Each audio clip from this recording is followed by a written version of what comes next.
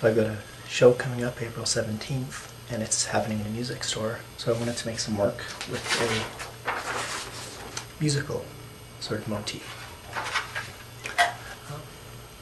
Now I can spend hours and hours meticulously drawing these things perfectly on the canvas, or I can do a gesso transfer. The first step was to get some imagery of score. So I printed some out on clear acetate, where I cut the pieces out into long strips, taped them together, fired up the light, and took some nice overexposed photos. Take a flat surface, put a coat of gesso on it, let it dry, put a second coat on. Now you take the paper and you stick it onto the wet gesso and let it dry. I usually leave it overnight to dry, and then you just rip the paper off. We now reach the horrendously boring stage. Rub away all the paper.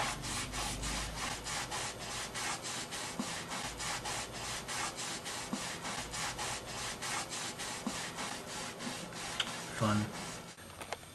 Whoa. Here is the gesso transfer with all the paper taken off. And if you look, the toner is embedded right in that gesso. It's now part of the painting. This is kind of boring. Let's throw on some color.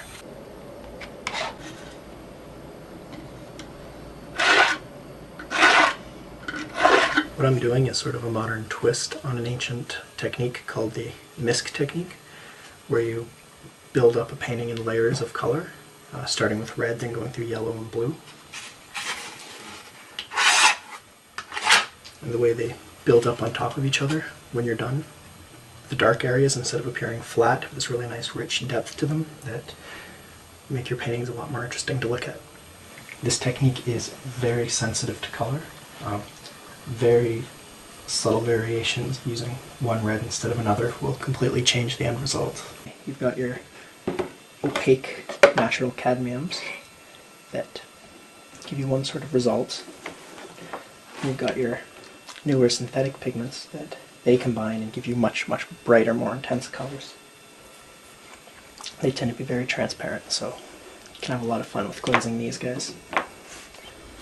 My secret twist on this technique is to add some metallic colors in between the layers. You can get some really nice color shifting effects. It might look red at one angle, but then you just tilt it slightly and suddenly it becomes mostly yellow. Once you put down a layer of yellow, they start to look a lot more interesting.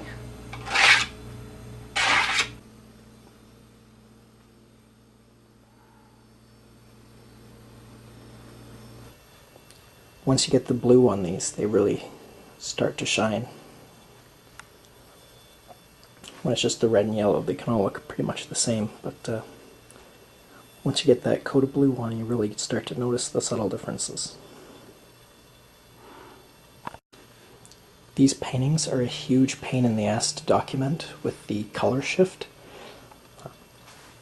When I'm trying to take a picture of it, should I get it with the under color or the over color that's revealed when the light hits it from an angle?